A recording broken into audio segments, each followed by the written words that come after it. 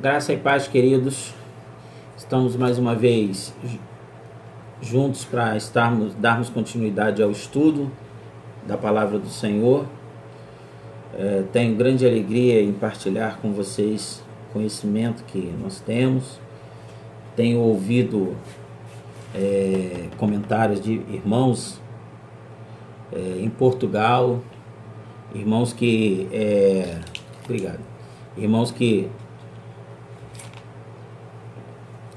estão sendo abençoados lá no estrangeiro. Está sendo compartilhado nossos vídeos. Eu fico muito feliz com isso, né? Muito feliz mesmo.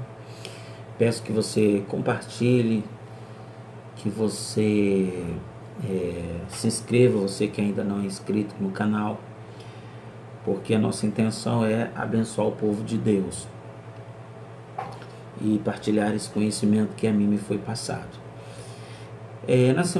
No último vídeo, nós falamos sobre a importância do discipulado na formação de um homem e de uma mulher de Deus. E enfatizamos bastante essa questão do relacionamento e a questão da submissão. Enfatizamos que um homem de Deus, ele nasce vocacionado, ele não nasce pronto. Quem apronta ele é um discipulador. Um homem, uma mulher investido de autoridade da parte de Deus. E para fortalecer esse princípio, nós vamos usar hoje a figura do apóstolo Paulo, né? No último vídeo nós falamos de Moisés e hoje nós vamos falar de Paulo. Sabendo que esse processo de formação não é algo novo na Bíblia, é algo novo no nosso contexto atual, porque a igreja abandonou o modelo do discipulado tão praticado no Antigo Testamento, praticado por Jesus, praticado pelos pais da igreja e abandonado aí depois da intervenção do Estado de Roma na igreja, e que nós precisamos retomar. E partindo desse princípio, entender esse assunto é fundamental para que homens e mulheres de Deus sejam preparados adequadamente para o trabalho do reino, para que seus frutos sejam frutos que permaneçam, frutos que glorifiquem o nome do Senhor, frutos que trabalhem para o reino de Deus. Esse é o objetivo. E hoje nós vamos falar de detalhes da vida do apóstolo Paulo, que tornou-se, depois de Jesus, a figura mais importante do Novo Testamento, não no que tange no sentido de ser maior que os outros, não, mas na importância para o nascimento do Novo Testamento, dos escritos do Novo Testamento. Boa parte, ou a maior parte dos escritos do Novo Testamento vem do apóstolo Paulo. Então esse homem, ele tem uma importância muito grande. Inclusive toda a parte doutrinária da igreja vem do apóstolo Paulo. Então nós vamos entender como foi que Saulo foi transformado em Paulo, como se deu esse processo. Há dois textos que falam da conversão de Saulo.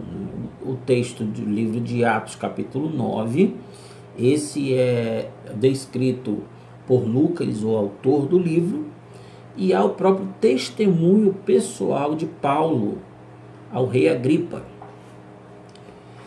E aí nós vamos, no primeiro momento, tomarmos como base o testemunho de Paulo, porque ali no testemunho de Paulo há um acréscimo de informação que o evangelista Lucas omite, não menciona, mas Paulo menciona. E para dentro do estudo que nós vamos trazer sobre a formação dele, torna-se fundamental.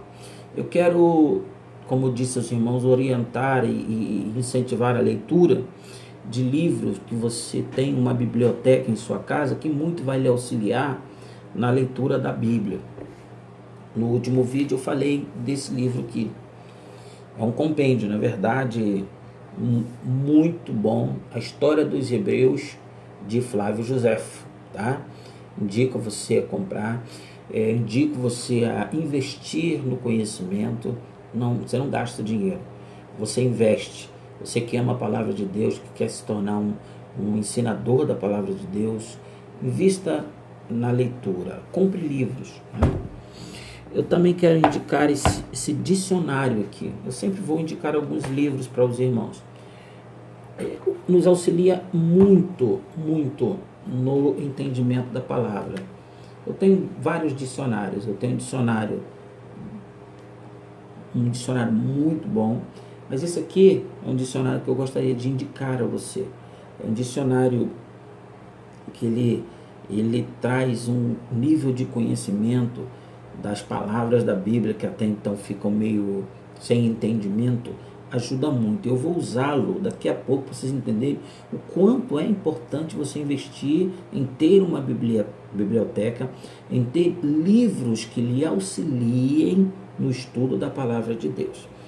Vamos para o texto então de Atos, capítulo de número 26. Versículo de número 9 em diante, tá bom? Atos capítulo 26, versículo de número 9 em diante. Na verdade, a mim me parecia que muitas coisas devia eu praticar contra o nome de Jesus o Nazareno. E assim procedi em Jerusalém, havendo eu recebido autorização dos principais sacerdotes, encerrei muitos dos santos nas prisões, e contra estes dava o meu voto quando os matava.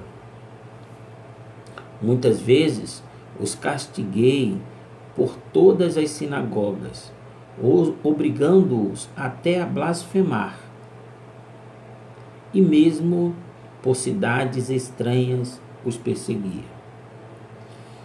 Com estes intuitos, parti para Damasco, levando autorização dos principais sacerdotes, por eles comissionado.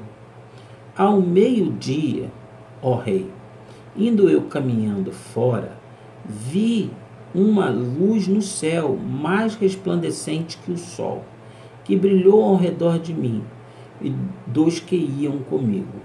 E caindo todos nós por terra, ouvi uma voz que me falava em língua hebraica: Saulo, Saulo, por que me persegue? Dura coisa é recalcitrares contra os aguilhões. Preste atenção, dá uma parada aqui, porque tem muita gente que não entende essa fala de Jesus aqui, ó. Dura coisa é recalcitrares contra os aguilhões.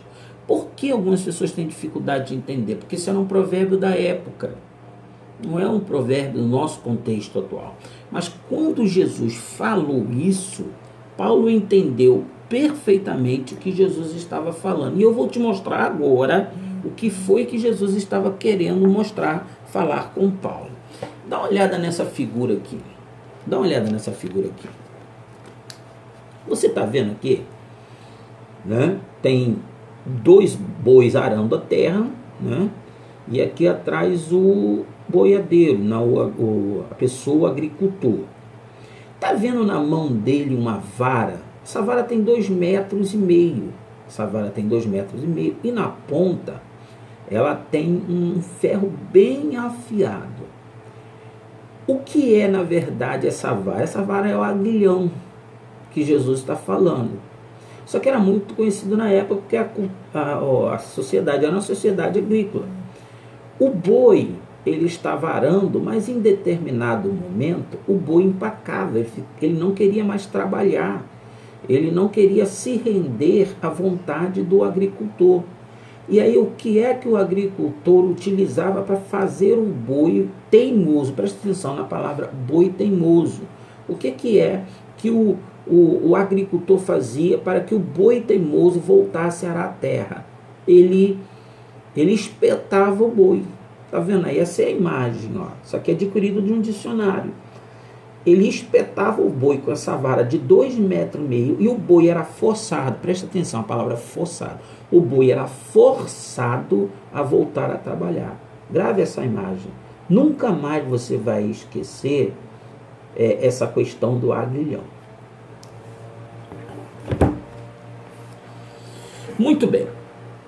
O que Jesus está falando para Paulo aqui? Mas vamos continuar aqui, porque depois a gente vai voltar. Dura coisa para você recalcitrares contra o quê? Os aguilhões. Olha. Então perguntei, quem és tu, Senhor?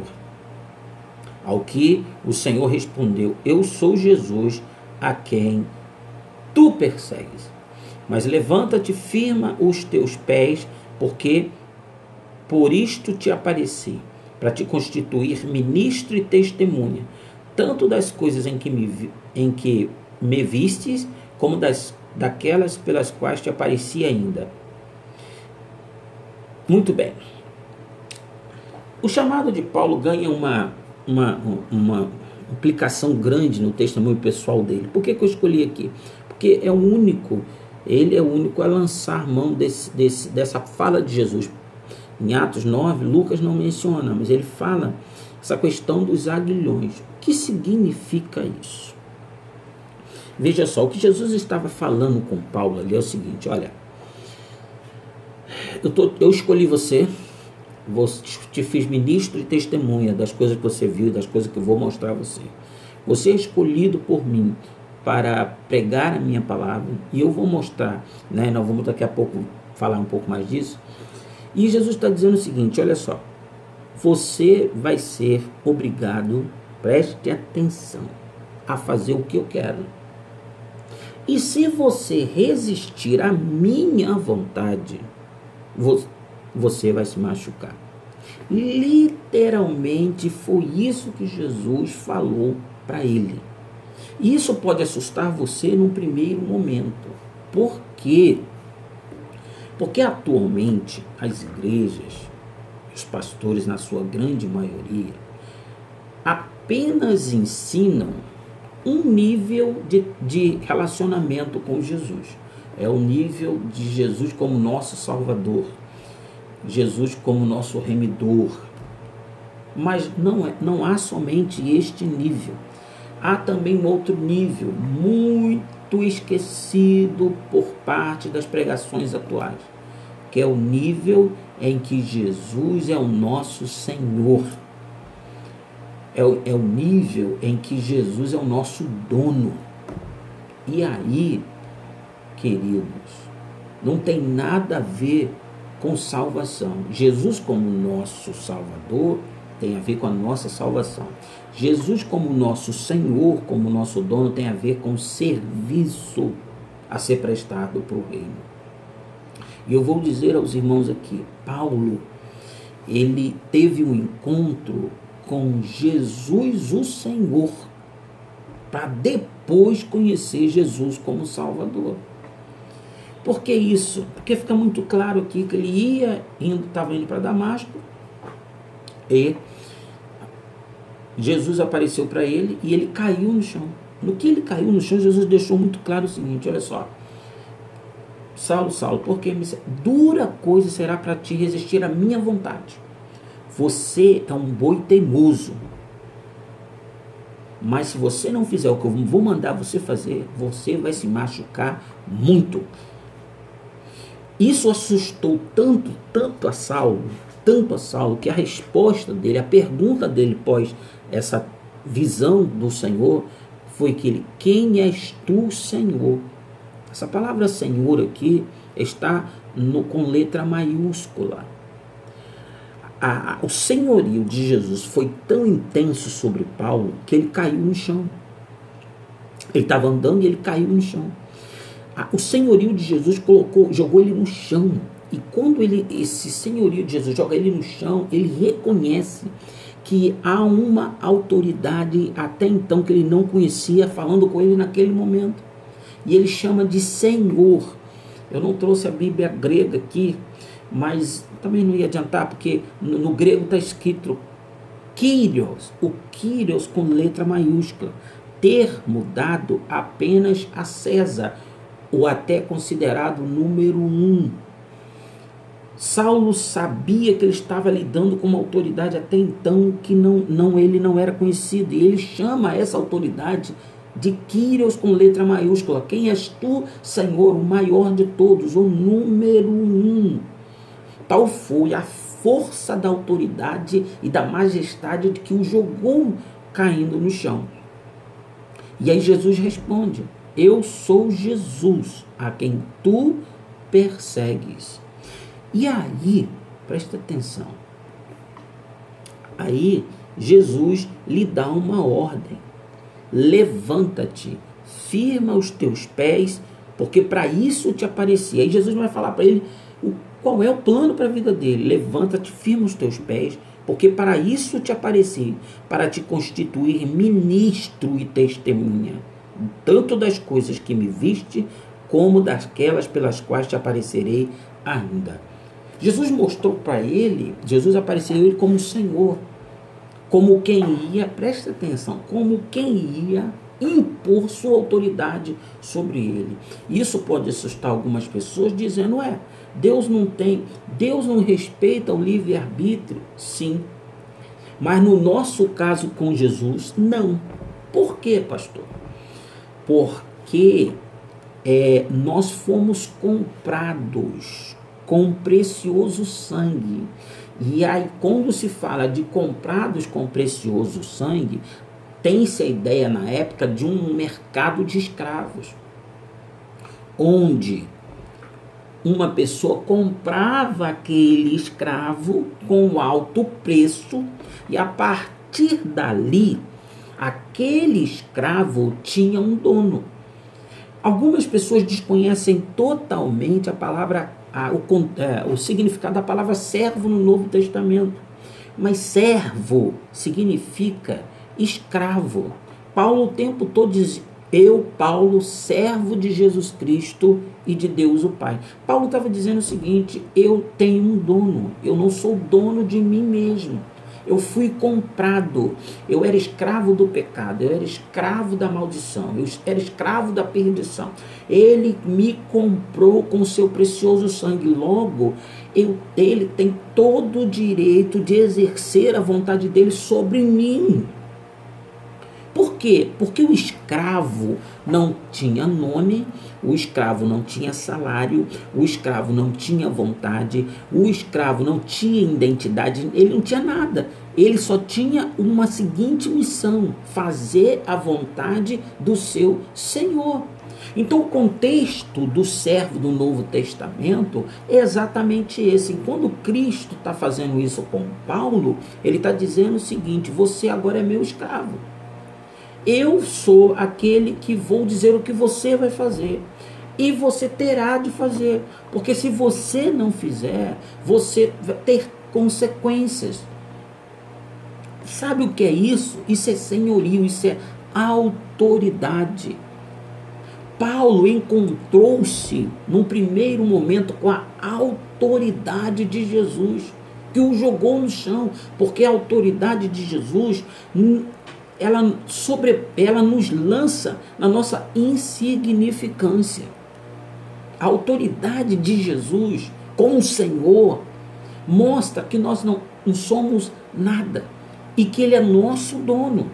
E isso precisa ser resgatado, porque hoje em dia, irmãos, é um absurdo que algumas pessoas, o nível de relacionamento que algumas pessoas têm com Jesus. Alguns chegam a dizer o seguinte: se tu não fizer o que eu quero, eu vou largar o evangelho. Como se Jesus precisasse.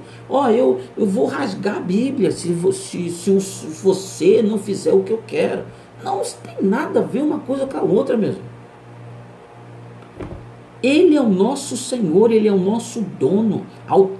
A vontade dEle tem de ser tudo para nós. Tudo. Por quê? Porque não éramos nada. Éramos escravos do pecado, estávamos perdidos, caminhando em passos largos para o inferno. Ele nos comprou com o seu precioso sangue para fazer a vontade dEle. E isso a gente precisa entender de forma muito clara, porque senão fica esses relacionamentos deturpados que a gente vê de alguns com Jesus. E por desconhecimento total, estão com a vida toda estilhaçada, machucadas, porque não entendem que se remarem contra a vontade de Jesus, vão se machucar. Isso é importante nós trazermos esse ensino. Jesus é nosso dono. A nossa vontade tem que estar atrelada à vontade dele, tem que estar submissa à vontade dele. Temos que estar em total obediência à vontade dele, porque para isso ele chamou alguns de nós, não para vivermos segundo a nossa vontade, não para fazermos o que achamos ser certo fazer, mas para vivermos em total obediência ao plano dele na minha e na sua vida. Foi isso que aconteceu aqui com Saulo, e que jogou Saulo no chão, foi o tamanho da autoridade de Jesus. Amém? Primeiro momento que a gente precisa entender foi que Saulo encontrou-se com o Senhor, com o Kyrios, e não com o Salvador Jesus. Ele encontra a salvação em Jesus depois dessa submissão forçada ali no encontro com Jesus. Amém? Isso é muito importante. Agora vamos então para Atos 9. Vamos para Atos 9.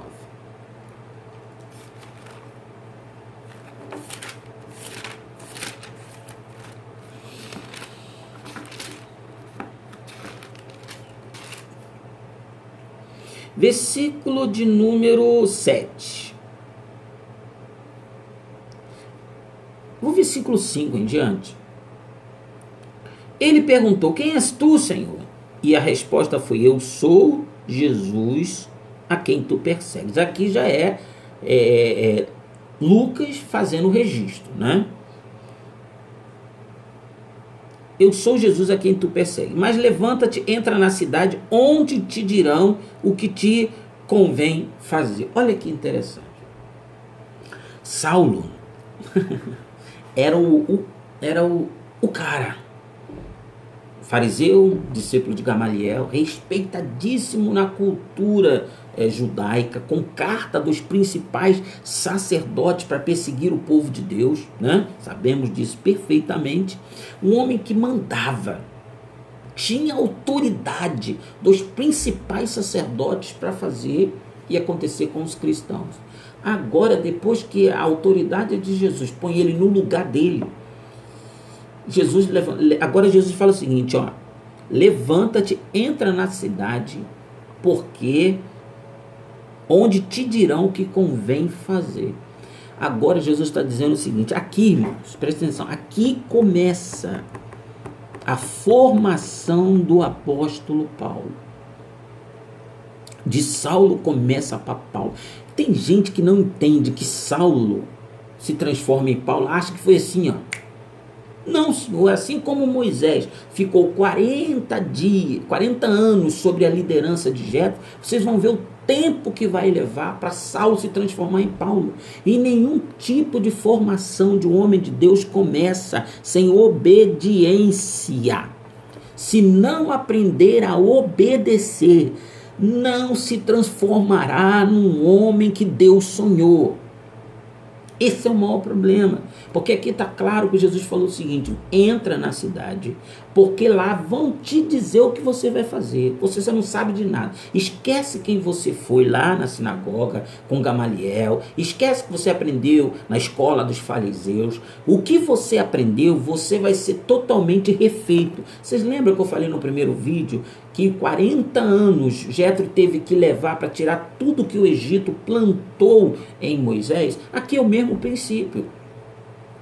Tudo, olha, o que Deus falou para Jesus está falando aqui, ó, tudo que você aprendeu lá na escola dos fariseus, você vai ter que aprender tudo de novo. Comigo é tudo novo. E isso é importante para aqueles que chegam no evangelho agora com a cultura secular, com o entendimento. Tem que sentar para aprender, tem que aprender a obedecer, a ser governado. E essa é a luta de muita gente que quer mandar quer ensinar sem antes obedecer. Vá no meu primeiro vídeo, irmãos, e vocês vão entender a base desse ensino. Então, a primeira coisa que Saulo tinha que aprender é aprender a obedecer.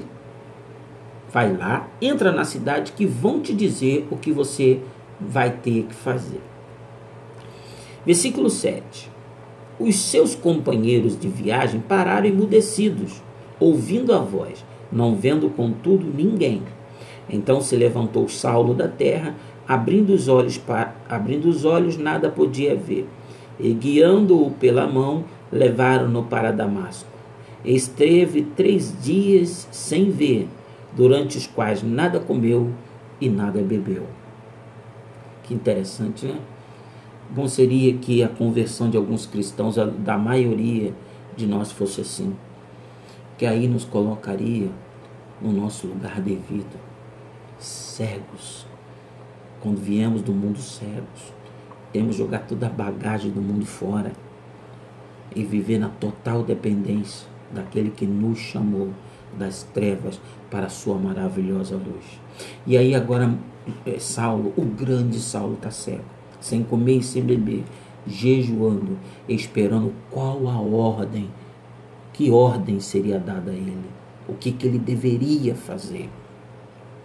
Nesse momento, aqui começa a formação de Paulo. Ele encontra com o senhorio de Jesus. Jesus coloca ele no lugar que ele precisa estar para poder ser forjado. E agora Deus vai chamar, presta atenção, vai delegar autoridade a um homem para forjar Saulo, para tratar Saulo, para levar Saulo a se transformar em Paulo. O primeiro discipulador, o primeiro mentor. Jesus delega autoridade a esse homem. Vamos ver então, versículo 10. Ora, havia em Damasco um discípulo chamado Ananias. Disse-lhe o Senhor numa visão: Ananias, ao que respondeu: eis-me aqui, Senhor. Então o Senhor lhe ordenou. Eu gostaria sempre de chamar a sua atenção. Olha o Novo Testamento como se refere a Jesus. Senhor com a letra maiúscula. Jesus está sempre dando ordem. Jesus está sempre mandando. Então o Senhor lhe ordenou: dispõe-te, vai à rua chamada, que se chama Direita, e na casa de Judas procura por Saulo, apelidado de Tarso, pois ele está orando. E viu entrar um homem chamado Ananias e impor-lhe as mãos para que recuperasse a vista. Ananias, porém, respondeu: Senhor, de muitos tenho ouvido a respeito desse homem, quantos males tem feito aos teus santos em Jerusalém. E muitos aqui trouxe, e para aqui trouxe autorização dos principais sacerdotes para prender a todos os que invocam o teu nome. Olha o que o Senhor respondeu a ele. Mas o Senhor lhe disse: vai. Eu não estou te pedindo, eu estou mandando. Vai. Porque este é para mim um instrumento escolhido para levar o meu nome perante os gentios e reis, bem como perante os filhos de Israel. Pois eu lhe mostrarei quanto importa sofrer pelo meu nome. Então Ananias foi, e entrando na casa, impôs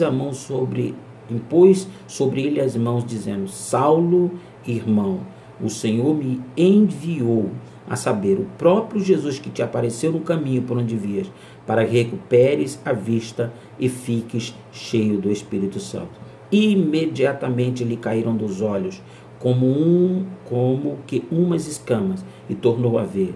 A seguir levantou-se e foi batizado. Deixa eu te falar uma coisa aqui. Quem cegou Saulo no caminho? Não foi Jesus? Sim ou não? Sim. Por que Jesus envia Ananias para que ele recupere a vista? Qual era o intuito de Jesus ao fazer isso? Jesus não poderia responder a oração de Saulo e fazê-lo recuperar a vista, uma vez agora que ele está rendido à autoridade de Jesus? Sim ou não? Não seria o mais lógico? Sim, mas não é assim que o Senhor procede na formação de um homem. Há coisas que quem tem que fazer na vida de um discípulo é a autoridade que Jesus envia. Saulo agora vai aprender uma outra lição. Jesus é a autoridade que derrubou no chão. Ananias era a autoridade delegada, o homem investido de autoridade para que ele recuperasse a visão. Saulo agora aprenderia uma lição importantíssima. Eu me faço representar por homens, eu me faço representar em homens. Você, Saulo, agora vai ter que aprender a submeter-se à autoridade delegada. Você estava acostumado a mandar, você estava acostumado a ordenar. Agora, para andar comigo, você vai ter que acostumar a estar em sujeição à autoridade delegada. Saulo deve ter tomado um susto quando Ananias entrou e disse o seguinte para ele: olha só, eu sou enviado daquele Jesus que te apareceu no deserto. Ananias deve ter falado: caramba, quem é que contou para ele? Meu Deus, que coisa interessante. Quer dizer então que aquele que apareceu para mim de uma forma tão gloriosa no caminho de Damasco se faz representar em um homem como esse? Exatamente isso. Outra coisa que eu vou te falar para você aprender, você que está nessa série de reflexões sobre autoridade. Geralmente, a pessoa que Jesus envia para nos tratar é alguém que a gente considera inferior a nós, para nos ensinar a humildade. Olha só, Saulo, discípulo de Gamaliel, conhecedor profundo da palavra, uma pessoa de um status na sociedade judaica muito grande, um homem de um prestígio enorme. Quem era Ananias? Um homem que aparece aqui, desaparece, ninguém fala mais nada. Era um anônimo. Frente à intelectualidade de Saulo, frente à sabedoria e o prestígio de Saulo, não era ninguém. Mas só tinha o diferencial dele para Saulo. Ele era um homem investido de autoridade. Isso a gente precisa aprender.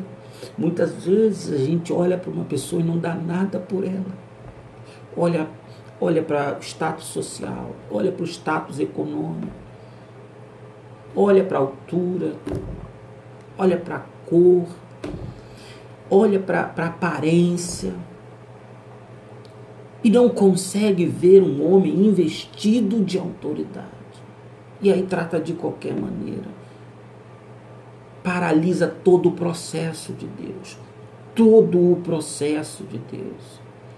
Ananias era frente a Saulo, era um homem que não tinha a menor condições de comparar-se à intelectualidade de Paulo. Mas era um homem investido de autoridade. E agora Saulo estava tendo que obedecer a Ananias, o primeiro discipulador. Isso muda toda a vida de Saulo, porque Saulo vai entender a importância de viver sob autoridade.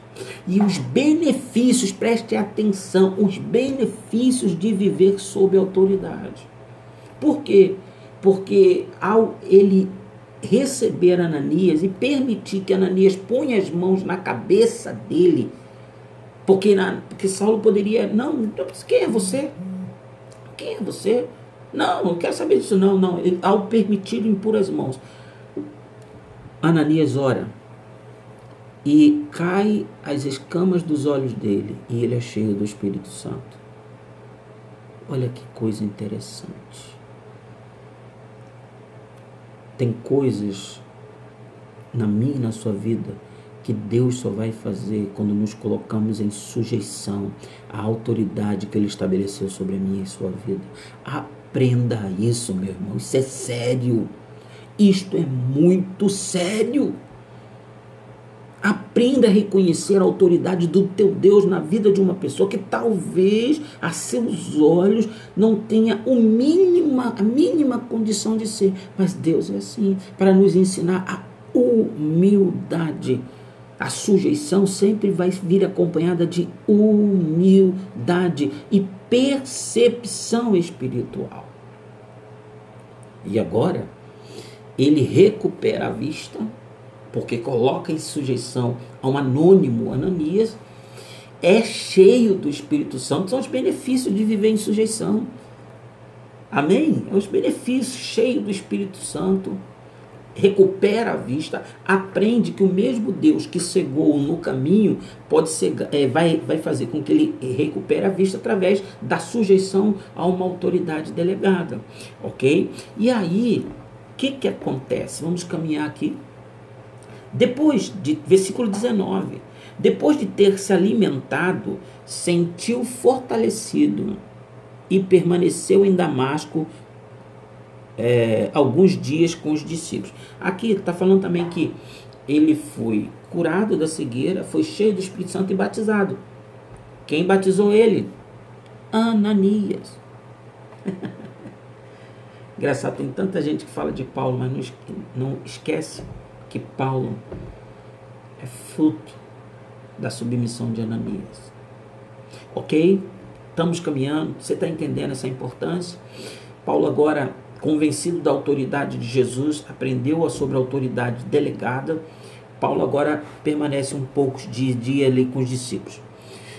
Aí ele chega então em Damasco, versículo 20, e pregava nas sinagogas a Jesus, afirmando que este é o Filho de Deus. O causão alvoroço, ele foi lá para perseguir. Ora, todos os que ouviam estavam atônitos e diziam: não é este o que exterminava em Jerusalém os que invocavam o nome de Jesus, e para que veio precisamente com o fim de os levar amarrado aos principais sacerdotes? Saulo, porém, mais e mais se fortalecia e confundia os judeus que moravam em Damasco, demonstrando que Jesus é o Cristo. Decorrido muitos dias, os judeus deliberaram entre si tirar-lhe a vida. Porém, o plano deles chegou ao conhecimento de Saulo. Dia e noite guardavam também as portas para o matarem. Mas os discípulos tomaram-no de noite e, colocando no cesto, desceram pela muralha. Tendo chegado a Jerusalém, agora é interessante. Quem era o discipulador de Saulo em Damasco? Quem era a autoridade de Saulo em Damasco? Era Ananias, sim ou não? Vocês aprenderam aqui. Só que ele sai fugido lá de Damasco e vem para Jerusalém. O que o texto vai nos mostrar aqui é que Ananias não vem com ele. Ananias não vem com ele. Ananias é de Damasco. Olha o que acontece em Jerusalém. Tendo chegado a Jerusalém, procurou se juntar-se com os discípulos. Todos, porém, o temiam, não acreditando que ele fosse discípulo. Por quê? Porque ele não tinha uma autoridade sobre ele ali. Porque ele não tinha alguém que estava respaldando ele ali. É assim que acontece quando uma pessoa anda sozinha. É assim que acontece quando uma pessoa acha que pode fazer a obra de Deus sozinho, sem sujeição. Não tem crédito. Não está balizado, principalmente no mundo espiritual. Mas olha o que acontece no versículo seguinte. Mas Barnabé, guarde esse nome, tomando-o consigo, levou aos apóstolos. Olha aqui o que significa, meus irmãos, o discipulado e a submissão. Barnabé, ao perceber que o novo convertido Saulo estava sozinho, precisando de um discipulador, Barnabé pega ele e faz assim, fica comigo. Fica comigo, vem cá. A partir de agora, eu vou cuidar de você. A partir de agora, eu vou discipular você. A partir de agora, você não vai mais estar sozinho. Eu falei que o erro de Eva foi andar sozinha, sem Adão no Éden. Assistam o primeiro vídeo. Andar sozinho é caminhar para a morte. Não ter um discipulador é caminhar para a morte. Se Jetro não existisse na vida de Moisés, ele tinha morrido e tinha matado aquele povo, interrompendo o plano de Deus. Quantos estão morrendo porque insistem em andar sozinhos, sem ter um discipulador, sem ter um mentor, sem ter uma autoridade sobre sua vida? porque não foram ensinados, porque a igreja abandonou o modelo. Precisamos retomar. Por isso que eu estou aqui, partilhando com você esse ensino. Barnabé, prestem atenção, torna-se uma pessoa fundamental na formação do até então Saulo. Toma-o consigo e diz aqui: vem para debaixo da minha cobertura. Quem era Barnabé? Um homem cheio de fé do Espírito Santo, um homem reconhecido pelos apóstolos, que agora abraça ele. E olha o que Barnabé faz. Mas Barnabé, tomando consigo, versículo 27, levou aos apóstolos e contou-lhes como ele vira o Senhor no caminho, e que este lhe falara, e como em Damasco pregara ousadamente em nome de Jesus. Estava com eles em Jerusalém, entrando e saindo, pregando ousadamente em nome do Senhor. Foi aceito. Ele foi aceito na comunidade de fé, porque Barnabé agora era seu interlocutor. Barnabé se apresenta agora como seu mentor. Olha, ele não está sozinho. Eu vou ensiná-lo. Eu vou acompanhar ele. Eu vou treiná-lo para ser apóstolo. Ele aprendeu a ser fariseu. Ele aprendeu com Gamaliel. Agora ele vai aprender comigo, que sou servo do Senhor. Vou treinar este moço para ele ser um autêntico servo do Senhor Jesus. E é isso. E a partir daí ele se torna aceito em Jerusalém e prega ousadamente em nome do Senhor. Tá alguém que está abalizando e Barnabé acompanhando de perto a Saulo. Saulo está agora sob a liderança de Barnabé. Versículo 29. Falava e discutia com os helenistas, mas eles procuravam tirar-lhe a vida. Tendo, porém, chegado ao conhecimento dos irmãos, levaram-no até Cesareia e dali enviaram-no para Tarso. Vou dar uma parada aqui. Aprenda uma coisa que eu vou lhe falar. Muitas vezes a igreja pode fazer isso com qualquer um de nós. Por não saber lidar com determinados problemas, pode nos enviar para o lugar de nossa origem. Saulo veio de onde? De onde? De Tarso. Como é que esses irmãos aqui foram capazes de enviar Saulo para Tarso? Saulo estava criando problemas em Jerusalém e eles meio que, prestem atenção que eu vou falar com você, prestem atenção, meio que, vamos nos livrar do problema. Saulo é um problema para a igreja de Jerusalém. Está havendo muita disputa, muito problema por causa de Saulo. O que eles disseram aqui? Nós vamos livrar-nos dos problemas. O problema é Saulo. Então vamos para ele para Damasco. Ele que volte para lá. Isso muitas vezes a instituição pode fazer comigo, com você. Pode muitas vezes achar que livrando-se é melhor. Por isso que esse texto está aqui. Mas você vai entender agora a importância de você viver sob uma liderança, sob um discipulador. Você reconhecer a importância de ser pastoreado. Veja bem, prenda-me aqui. Capítulo, aqui para. Olha aqui, olha o versículo de número 31, presta atenção. A igreja, na verdade, tinha paz em toda a Judéia, Galiléia e Samaria. Acabou o problema. Parou as disputas, a igreja tinha paz e ela começou a crescer. Não é isso? Começou a crescer. Saulo estava criando aquele problema, parou. E Saulo vai para onde? Saulo vai para a obscuridade. Saulo vai para a reclusão. Deixa eu falar uma coisa com você.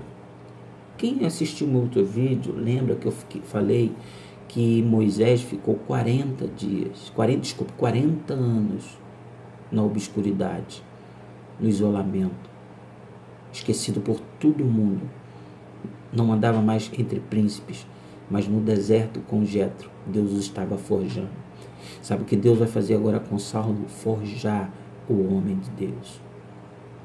Vocês sabem quanto tempo Saulo fica em Damasco? 13 anos. Vão pesquisar, vão analisar. 13 anos em Damasco. 13 anos. lá em Damasco, não se falam mais de Saulo. Ele começou com tanto fervor, com tanta coisa, mas Deus percebeu, Deus permitiu que isso acontecesse dele, para ele aprender. Saulo estava muito afoito, Saulo achava que aquele novo convertido que eu quero perder todo o tempo, Deus vai me usar, Deus me escolheu. Só que ele precisava aprender o seguinte: você não está pronto. Eu não posso te usar se você não está pronto. E Deus o lança no esquecimento de todos. 13 anos.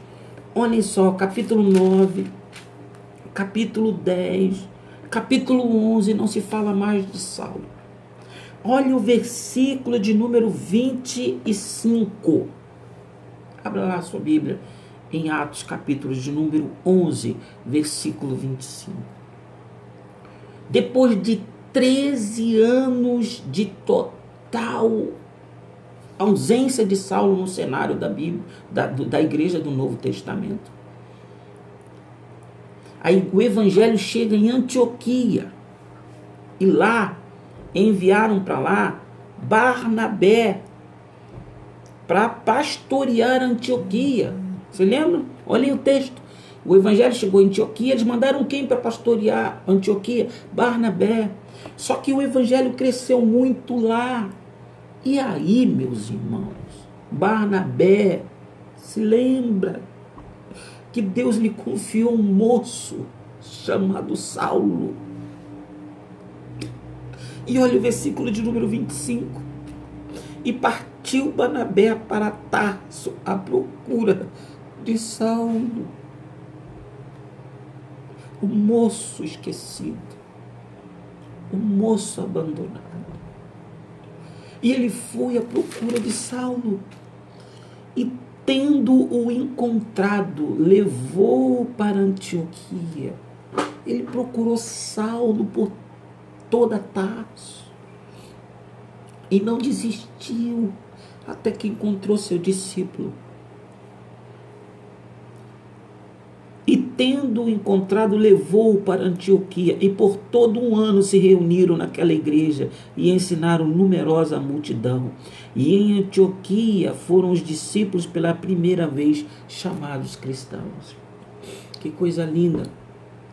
Como é importante você viver em sujeição, porque Deus vai usar o discipulador para te recuperar, para trazer você de volta, para curar as feridas daqueles que lançaram você, que talvez não valorizaram você, mas o discipulador vai atrás de você. O discipulador não esquece de você, ele vai investir em você. Na hora certa, Deus lembra Saulo, lembra Barnabé, e Barnabé vai em busca. Ninguém em Jerusalém, não foi Pedro, não foi Tiago, não foi João, não foi nenhum dos apóstolos, mas foi Barnabé, que Deus falou assim: você lembra aquele moço que eu te entreguei lá em Jerusalém? Pois é, agora vá atrás dele, é teu dever, vai lá. E ele vai atrás, procura e acha. Quando ele acha e traz para Antioquia, ele agora está mais uma vez junto de Saulo, discipulando Saulo, e agora Saulo está trabalhando na igreja, fora de Jerusalém, ensinando, o evangelho está crescendo, e pela primeira vez os irmãos são chamados cristãos. Vamos pular aqui para Atos capítulo 13. Havia na igreja de Antioquia profetas e mestres. Barnabé, que era o principal. Olha os níveis de autoridade que eu falei. Quem é o principal? Barnabé.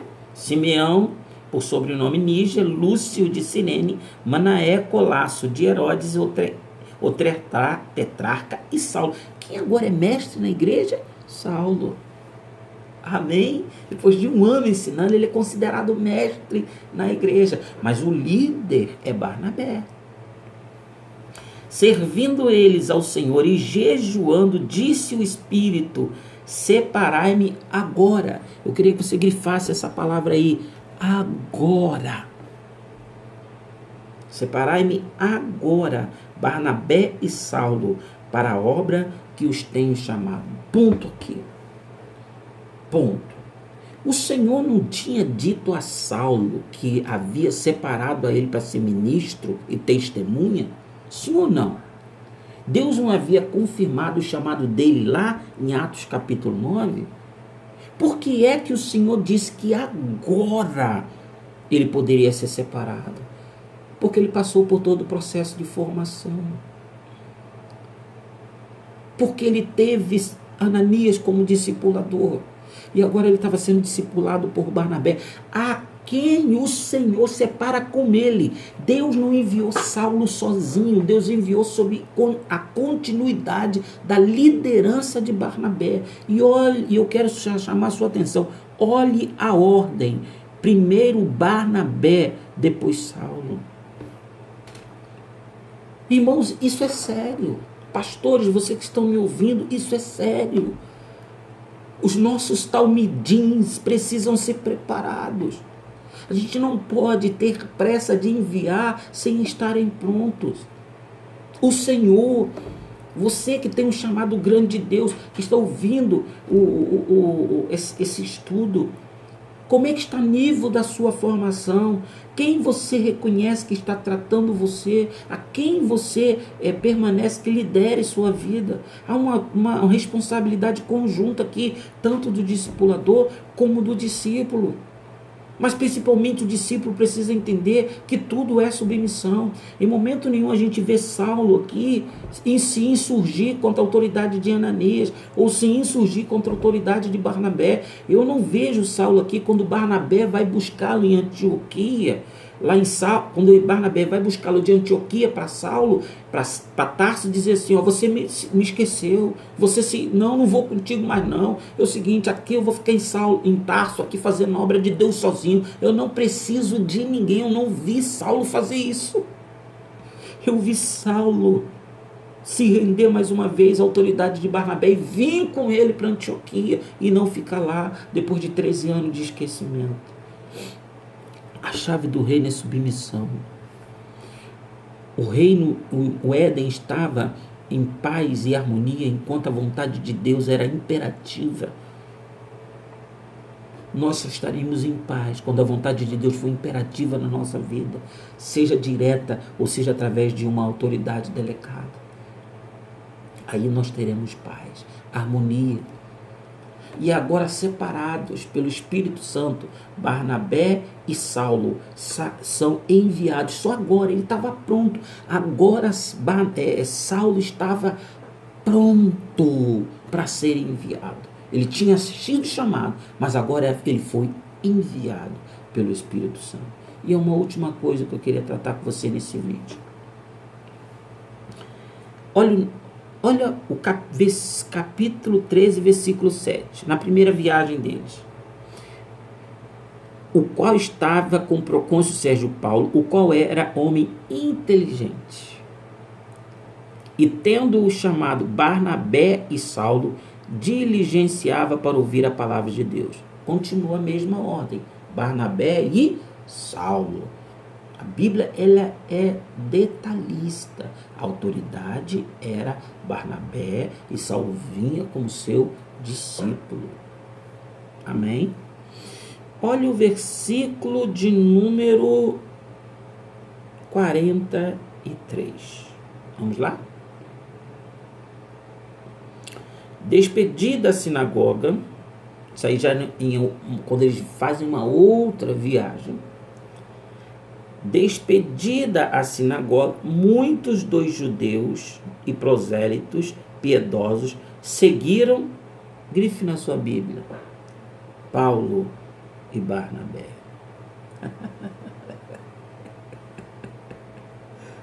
Paulo e Barnabé.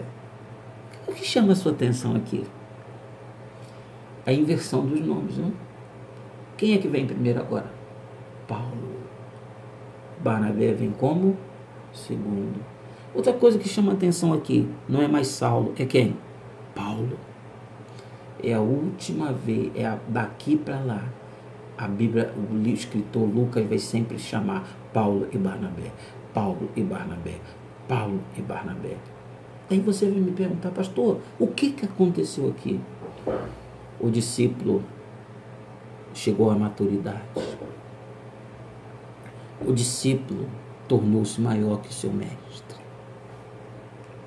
Que coisa linda, que coisa espetacular.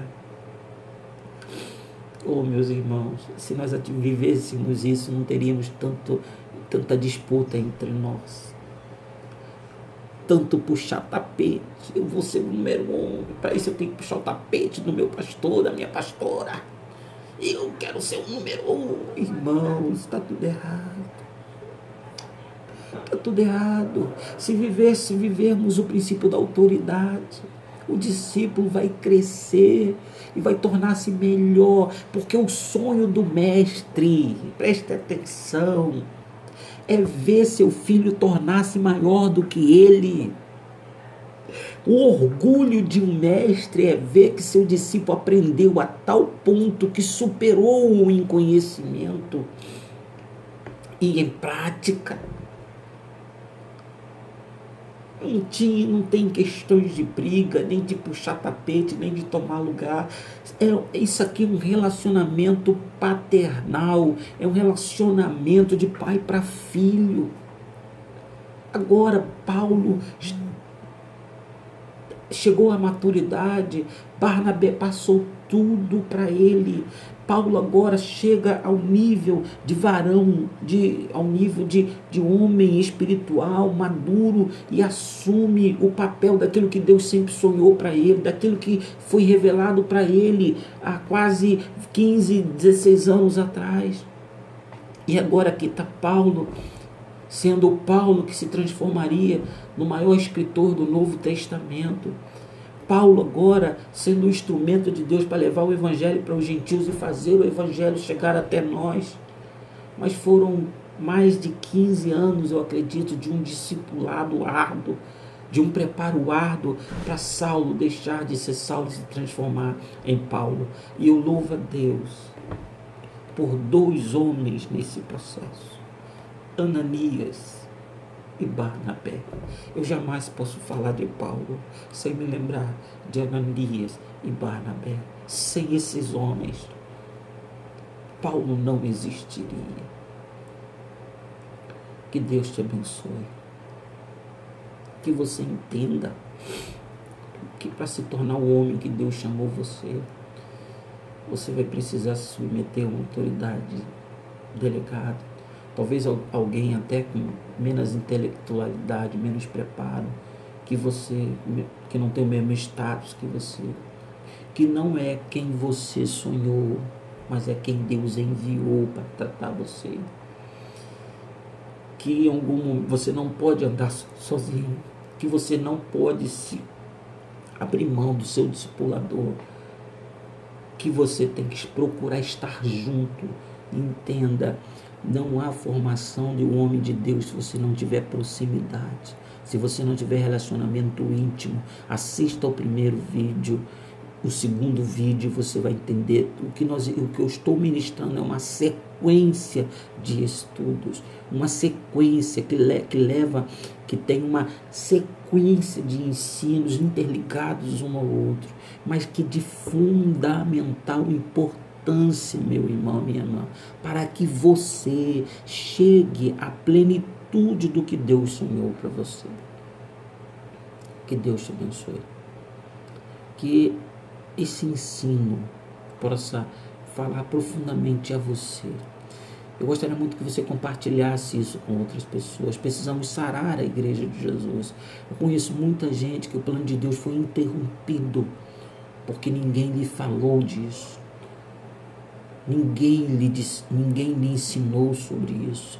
Então leve isso em Portugal, na Itália, está indo para a África. Eu estou sabendo que esses estudos vão para a África, mas que eu quero que você espalhe isso. Os méritos não são meus, não. Eu aprendi e tenho que ensinar o que eu aprendi. Continue me acompanhando, porque eu tenho muita coisa para falar, tenho muita experiência na minha caminhada enquanto pastor dentro dessa área.